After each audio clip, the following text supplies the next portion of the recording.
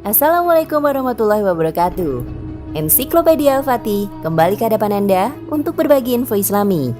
Semoga menginspirasi aktivitas Anda hari ini. Dan jangan lupa klik tombol subscribe dan aktifkan notifikasi tombol lonceng agar tidak tertinggal berita terbaru dari Ensiklopedia Al-Fatih.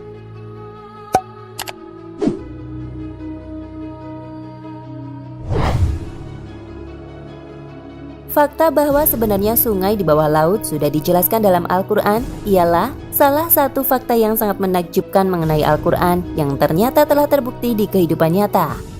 Sungai bawah laut sebenarnya terdengar mustahil bagi logika manusia. Namun pada kenyataannya, hal itu benar-benar ada di dunia.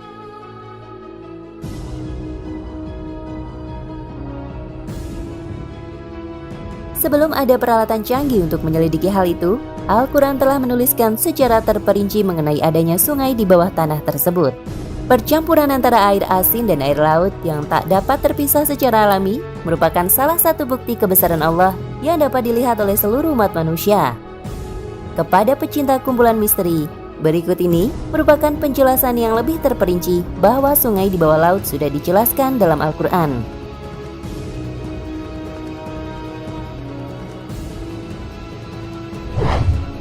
Suatu hari seorang ahli kelautan bernama Jacques Yves Cousteau melakukan penelitian di dasar laut untuk Discovery Channel. Ia menelusuri fenomena bawah laut di Cenote Angelita, Meksiko. Saat melakukan penyelaman, ia dikejutkan dengan sebuah fenomena alam yang luar biasa. Ia menemukan air tawar di antara air laut yang asin. Penemuan itu membuatnya takjub. Bagaimana mungkin air tawar bisa berada terpisah dalam air laut yang asin? Tetapi itulah kenyataan yang dia temukan di dalam laut.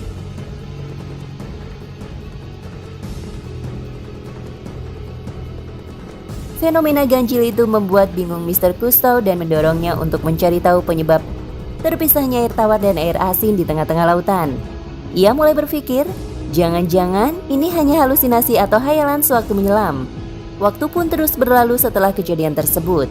Namun, ia tak kunjung mendapatkan jawaban yang memuaskan tentang fenomena ganjil tersebut.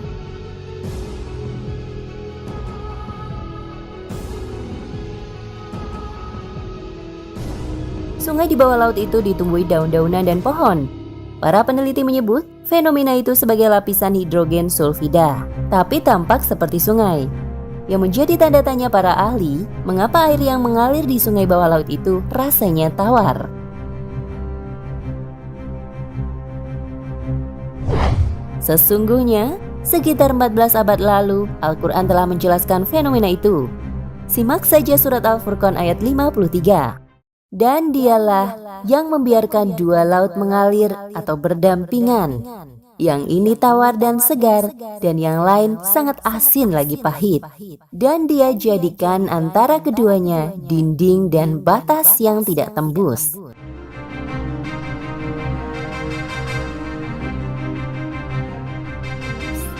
Fenomena unik dan aneh itu juga telah disebutkan dalam surat Ar-Rahman ayat 19 hingga 21. Dia membiarkan dua laut mengalir yang kemudian keduanya bertemu. Di antara kedua tak ada batas yang tidak dilampaui masing-masing. Maka nikmat Tuhanmu yang manakah yang kamu dustakan?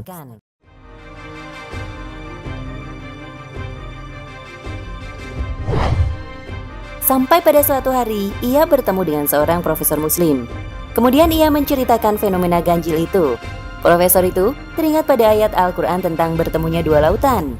Surat Ar-Rahman ayat 19 hingga 20 yang sering diidentikan dengan terusan Suez. Ayat itu artinya, dia membiarkan dua laut mengalir yang kemudian keduanya bertemu. Di antara kedua tak ada batas yang tidak dilampaui masing-masing. Kemudian dibacakan surat Al-Furqan ayat 53 di atas.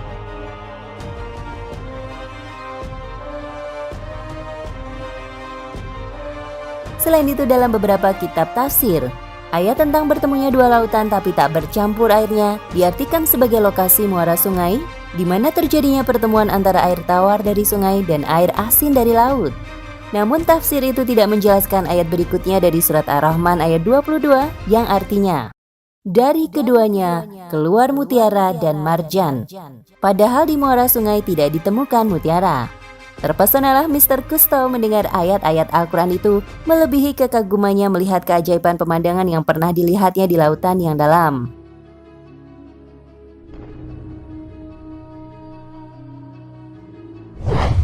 Al-Quran ini mustahil disusun oleh Muhammad yang hidup di abad ke-7.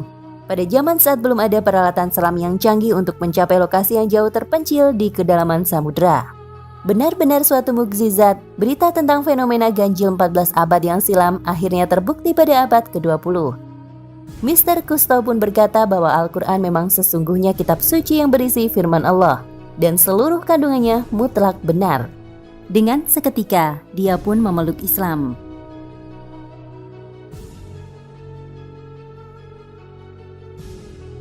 Rasulullah SAW bersabda, "Sesungguhnya hati manusia akan berkarat sebagaimana besi yang dikaratkan oleh air.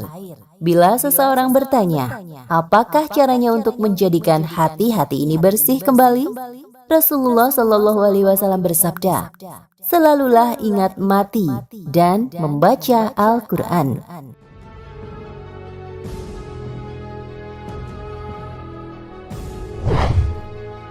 Nah pemirsa Ensiklopedia Al-Fatih, sampai di sini perjumpaan kita kali ini. Semoga menginspirasi. Jangan lupa klik subscribe di channel ini agar tidak ketinggalan info-info menarik Islam lainnya.